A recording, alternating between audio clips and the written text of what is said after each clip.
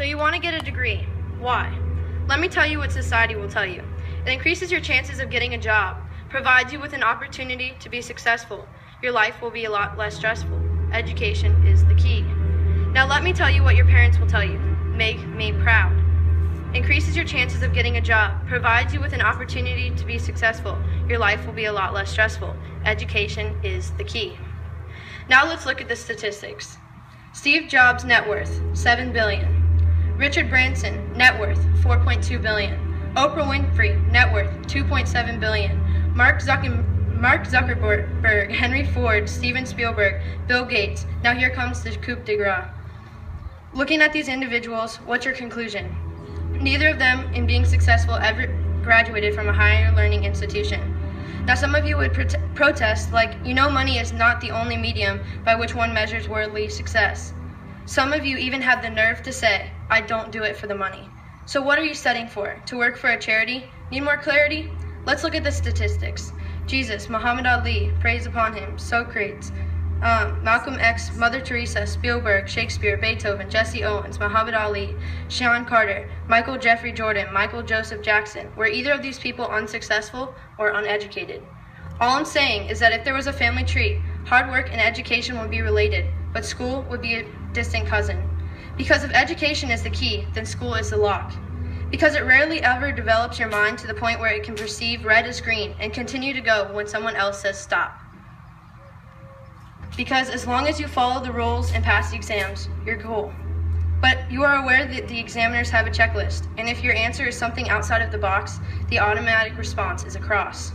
And then they claim the school expands your horizons and your visions. Well, tell that to Malcolm X, who dropped out of school and is world-renowned for what he learned in a prison. Proverbs 17:16.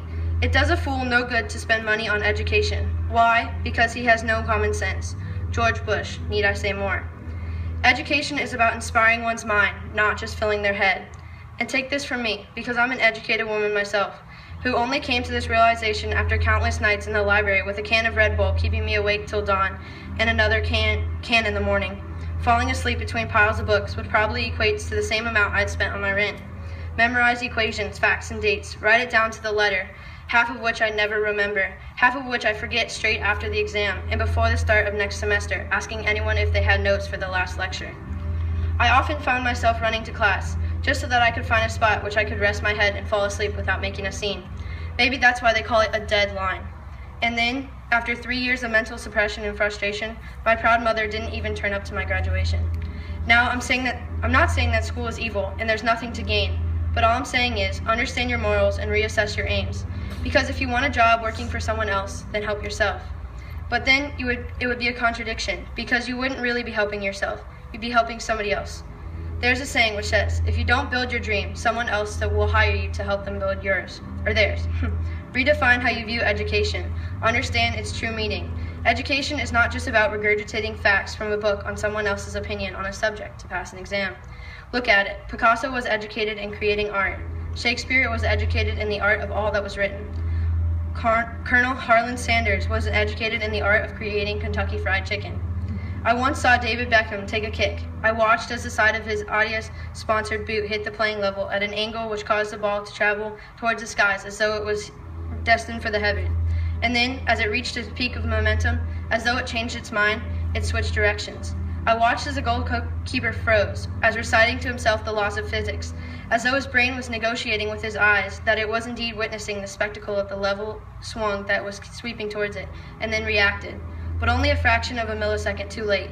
And before the goal embraced the FIFA-sponsored ball, there was a sun returning home, and the country that I live in erupted into cheers. I looked at the play and thought, darn. Looking at David Beckham, there's more than one way in this world to be an educated man. Peace. Wow, awesome, honey. Woo! That was great. That was really good. Yeah, it was. Good poem.